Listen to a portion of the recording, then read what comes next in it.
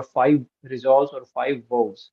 And the five vows that are being said by Prime Minister are a resolve for a developed India, removing any trace of the colonial mindset. This is the second vow or second prana. The first is one must resolve for a developed India. So in this sense, he is very clear about the development of the nation. Number two, he's talking about removing all the traces of colonial mindset. Number three, taking pride and extreme pride in our legacy. Right? Legacy means our culture, our tradition.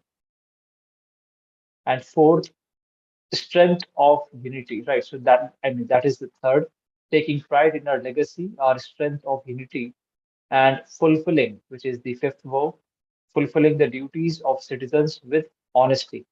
So in this sense, he has taken the resolves, the five resolves.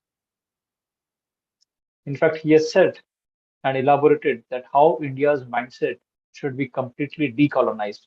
He stressed over new education policy and how it has, served the purpose of reforming education system. He has also talked about nepotism and how it is harming India's talents and the capabilities, because nepotism acts as a acts as a hammer against meritocracy. He also has talked about dynastic politics, which is plaguing India in its path to development. So, so this was the major. These were the major highlights from his I-Day speech, the 75th Independence Day India celebrated on 15th of August. Moving to the next news article on the screen. Well, you all know that a renowned editor and writer Salman Rushdie was being stabbed and in America, in New York, where he was being invited to participate in a session. And you all know that Salman Rushdie, after when he published his famous work called the Satanic Verses, in the year 1989, he was being issued fatwa, by the Iranian leadership, and so he was living, for almost 30 years under threat, and and today he's 75 years in age, and although he's off from ventilator, but he was being stabbed and attacked multiple times, and there is fear of his liver being damaged, and he may also lose his one eye. So it is not an attack on a person, but it is an attack on the freedom of speech and expression. Because if a dissent is being considered as is being curbed, is being suppressed, then there is actually no point of having liberty, uh, freedom of speech and expression. Now, many American reporters are apparently are alleging the Tehran or the Iran, to have its hand behind the attacks. Now, even it's being said that no one can, in fact, the Iranian government, the Shiite government, is saying that no one can blame the Islamic Republic of Iran. But it's very clear that it is, in 1980-90, they did issue fatwa against the writer, and it was none other than the late supreme leader of Iran, Ayatollah Ruhollah Khomeini, who issued a fatwa demanding his death. Well, in fact, in Iran, the flags of the Iranian-backed Shiite militant group Hezbollah were being floated, along with portraits of Hezbollah and Iranian leaders.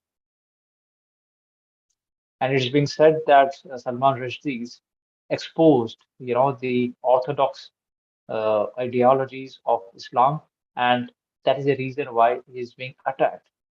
But his attack is an attack on the freedom of speech and expression, on the freedom of religion. On the editorial page, also, the same article surfaced that the attack on Salman Rushdie is an attack on those who speak out against all forms of extremism. because in a democracy, it is a very important right, to dissent. Every person should have right to dissent. Correct. We must be critical of the government, critical of the religion, and this is the actually the bedrock of freedom of speech and expression, a bedrock of liberal society which we are in. Well, he was issued fatwa against his famous novel, The Satiric Verses, published in the year 1988. And the very next year, in 1989, he was being issued fatwa by the Iranian Supreme Leader Ayatollah Khomeini. He also penned a very famous memoir in the year 2012 named Heroin and the Sea of the Stories.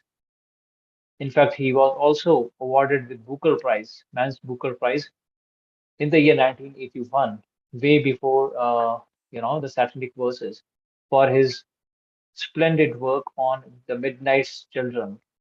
And in this book, he reimagined India's independence, the challenges being faced by the country. So, in this sense, the assault on Rushdie is also an attack against voices who speak out against extremism. Now, Rushdie's next novel, which is to be published and which may be published or will be out in the market in the next year, February, is Victory City. And it is a book about the power and the hubris of those in power. And it would be out the next February, next year, Victory City. So here we have learned about the three his famous works, the Satanic Verses, on against which he was being issued fatwa. Then you have Harun and the Sea of Stories, and the third is Victory City, and fourth, Midnight's Children. So I strongly expect a question on this. Moving to the next news article on the screen. Well, this article talks about the conflict between Armenia and Azerbaijan, the Central Asian countries. Now, before I go ahead with the article, let me show you the geopolitical situation, location of Armenia and Azerbaijan. Now, here you have on the northeast you have Russia, then on the north you have Georgia, to the west you have Turkey, and south you have Iran. Now we know that Iran is a Shiite state, correct? And in fact, Turkey is a Sunni state. And Turkey, along with Russia, are supporting Syrian regime, right? So that is there. Now, Armenia and Azerbaijan, they both were the satellite countries of the erstwhile Soviet Union. The capital of Azerbaijan is Baku, and that of Armenia is Yerevan. Now, there are some areas, being which are there in Azerbaijan and being illegally claimed by Azerbaijan, and this is the reason of the conflict. So let us see this slide. Azerbaijan-Armenia conflict.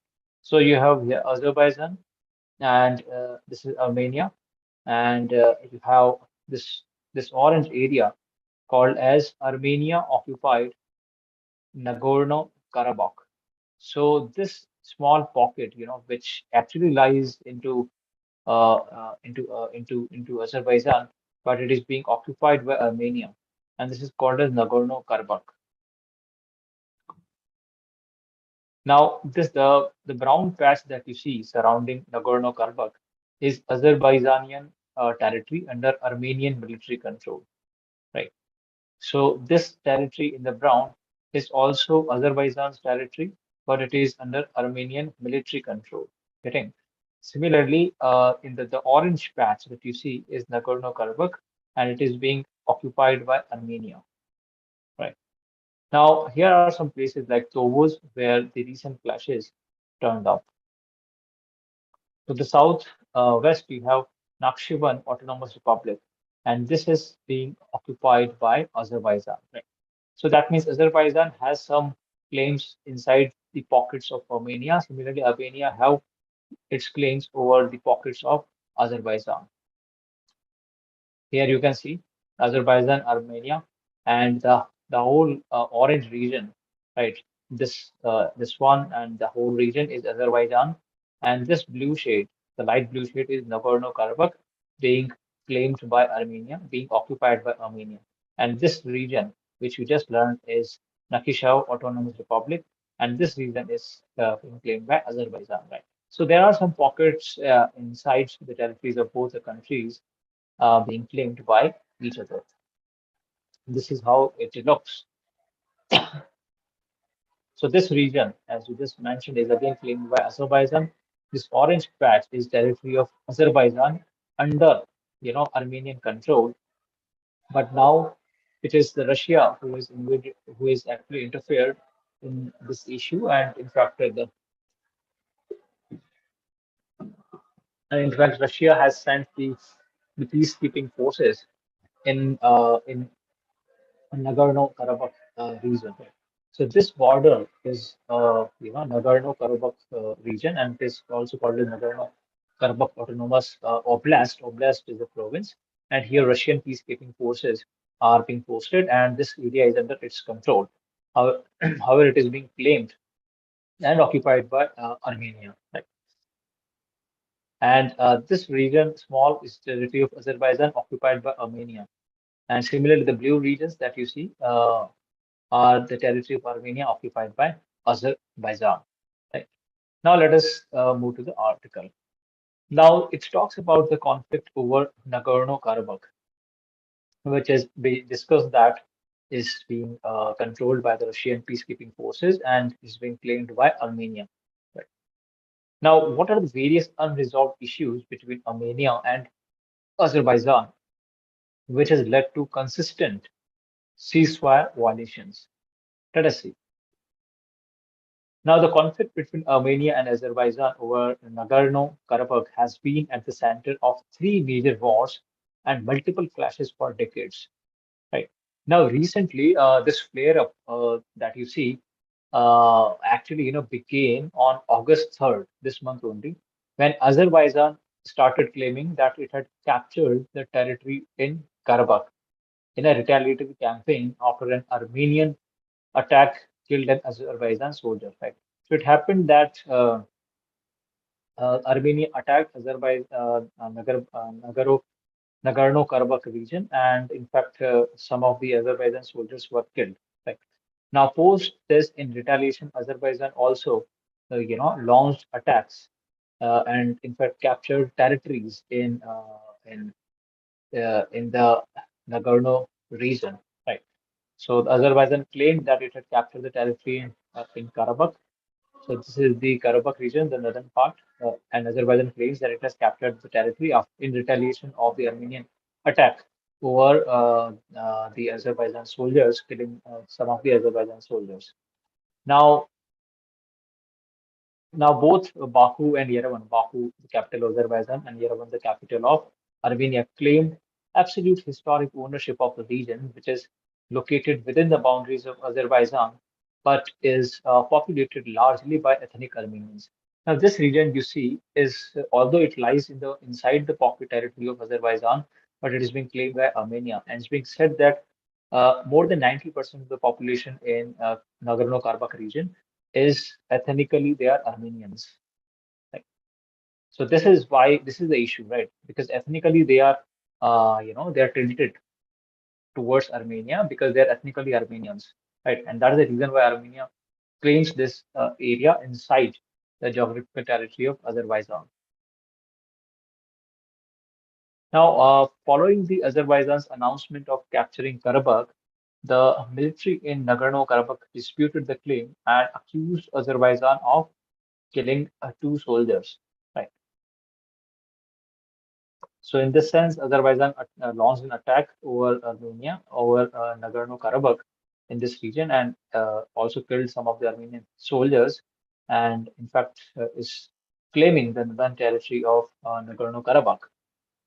Now, this has led to a declaration of partial mobilization in response to the clash, and Armenia has called on the international community to help stop Azerbaijan's aggressive actions, claiming that it continues its policy of terror.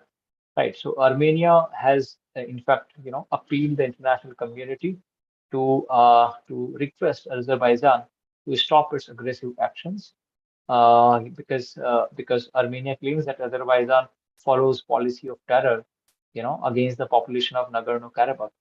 And Russia, in fact, has also accused Azerbaijan of breaking the ceasefire agreement 2020. Right. So in the ceasefire agreement 2020, Azerbaijan and Armenia promised and assured that they would, observe ceasefire at the border. Now, what does the 2022 agreement say?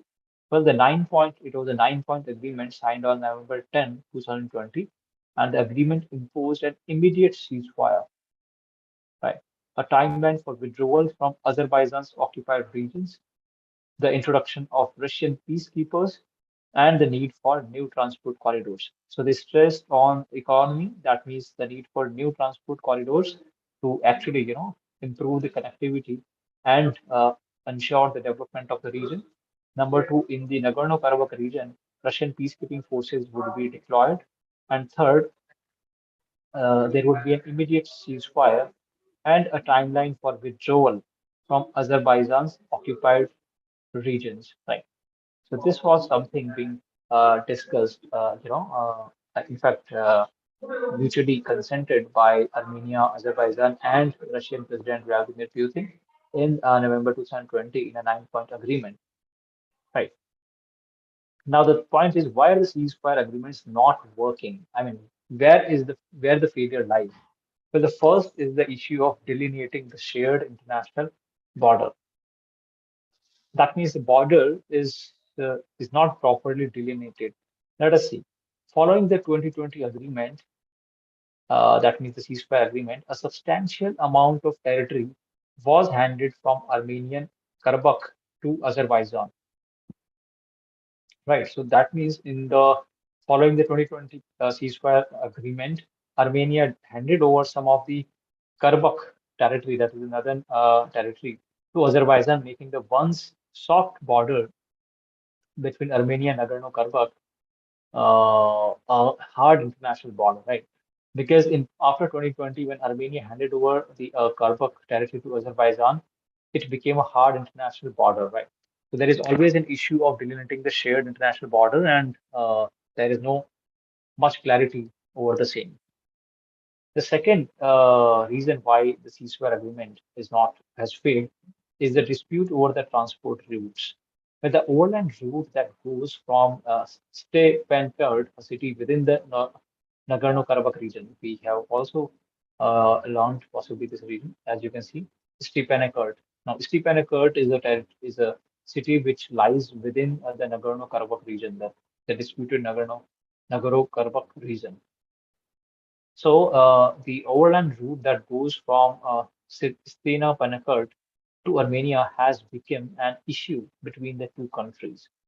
Well, the 2020 agreement states that the parties should build an alternative road within 3 years. Getting my point? Because there is a the transit corridor which runs directly at the heart of Nagorno-Karabakh through Stepanakert, and in fact, the 2020 agreement states that both the parties, Armenia and Azerbaijan, should build an alternative road within 3 years. Now, presently, there is only one road, which is the Lachin corridor, which runs past the outpost through Azerbaijan's mountainous Lachin region to Susha, which Azerbaijani forces retook in 2022 war. Right? So we discussed this is the Lachin corridor. So the alternative road, and because this is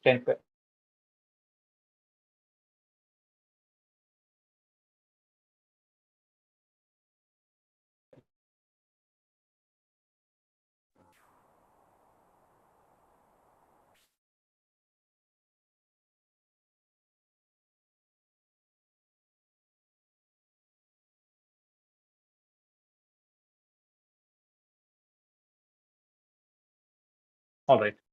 So Stepanakert is at the heart of the center of Nagorno-Karabakh, whereas Lachin Corridor lies to the south of Nagorno-Karabakh, and this is an alternative, transit route.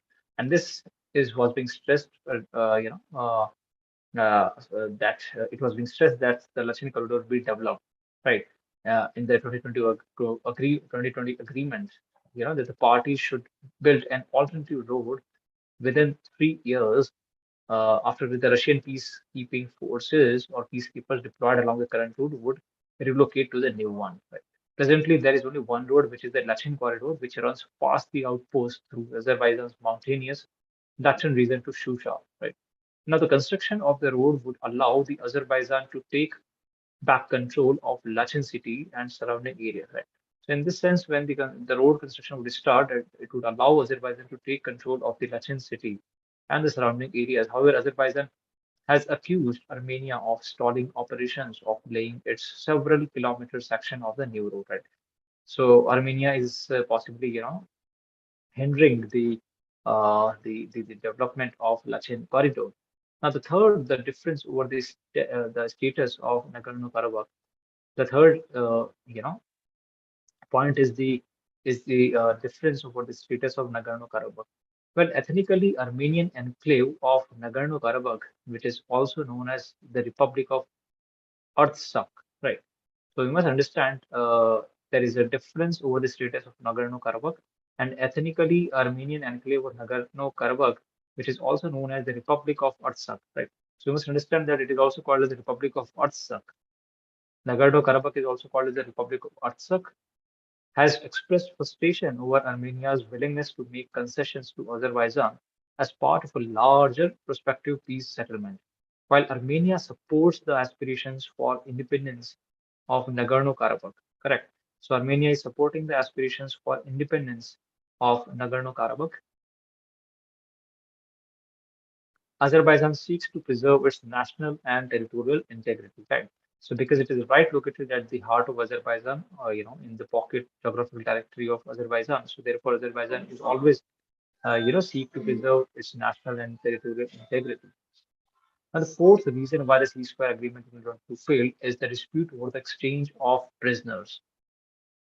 And the two sides, according to the agreement, were to exchange the prisoners of war, hostages, and other detained persons and the dead bodies. While there has been a series of prisoner exchanges in the last 2 years, the Azerbaijan side still has many captives, while Armenia has just a few. Right? That means Azerbaijan is not exchanging, the prisoners of war. Right? So this is that. Now, what about the negotiations? Well, there is a diplomatic initiative taken by Armenia as well as Azerbaijan, but it has not yielded any substantial gains, with both sides accusing each other of delaying negotiations. It was only in the year 2022, that is this year, 2 years post the war, that the two leaders expressed their intention to discuss a peace plan for Nagorno-Karabakh. Right. So now they're discussing the peace plan over Nagorno-Karabakh. And in fact, the two leaders recently met in Brussels, during which Azerbaijan voiced its frustration that subsequent diplomacy has moved too slowly, claiming that Armenia was prolonging the negotiations with the aim of waiting for the geopolitical situation to change in their favor. Now, what is the Russia's role? Well, we understand that Russia, I mean, these were the satellite nations of the satellite countries of the erstwhile Soviet USSR, and today the Nagorno-Karabakh region is being controlled by the Russian peacekeeping forces, and their presence in the region has also become a matter of concern, you know, because the Russian peacekeeping forces are to be deployed as per the 2020 agreement for 5 years, uh, uh, on the ground, and but then their mandate is yet to be defined, questioning their presence in the region. So, so although it was being discussed, but their mandate of having them present in the territory is still is to be defined, and there is frustration over the peacekeeping forces and the human rights abuses that they do, because it has been clearly showcased that they are inactive in stopping the ceasefire violations. Now, will the ceasefire hold? Well, the 2020 agreement has the potential to open opportunities for new transport connections and economic cooperation. The discord between Armenia and Azerbaijan would hinder this process. Right? So this article is all about the Armenia-Azerbaijan conflict over Nagorno Karabakh. I hope it is clear. We have discussed all this through the maps. Moving to the next news article on the screen. Well, students, there have been news about the Chinese vessel, the ship Yuan Wang 5. And they may ask in the examination, Yuan Wang 5, which visited the southern islands region of Sri Lanka, that is Hambantota, where China has huge investment. But this has raised the eyebrows of India, saying that it is too much of interference into Sri Lanka's territory, and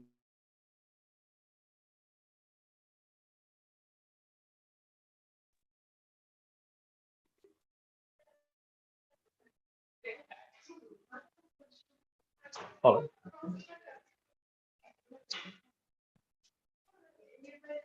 So recently, Chinese and this Yuan Huang 5 is a satellite tracking vessel, and it's being sent to Sri Lanka.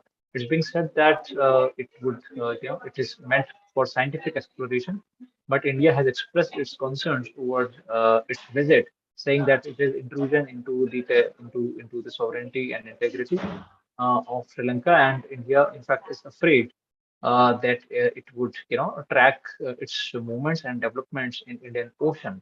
And in fact, Indian media has said that it is Chinese spy ship, hovering in the Indian Ocean. Well, Sri Lankan government says that it is a scientific research ship, and as it is a part of BRISL, right? BRISL is Belt and Road Initiative, Sri Lanka, right? And uh, and in fact, Colombo is studying Chinese ambitious connectivity project. Sri Lankan foreign minister formally has backed the One China policy recently, right, over the Taiwan issue. And One China policy, as you all at this stage know, that any country who enters into diplomatic relation with Taiwan would completely be objected, sidelined by China, and China would cut all its ties with such country, entering into any diplomatic relation with Taiwan, right? That is called as One China policy. Now, this policy is definitely discriminatory, but Sri Lankan government has supported One China policy.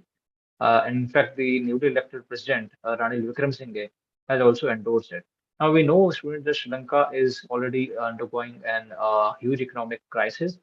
Its foreign exchange reserves, balance of payment crisis. Its foreign exchange reserves have also dipped to such an extent that it cannot import even the essential commodities.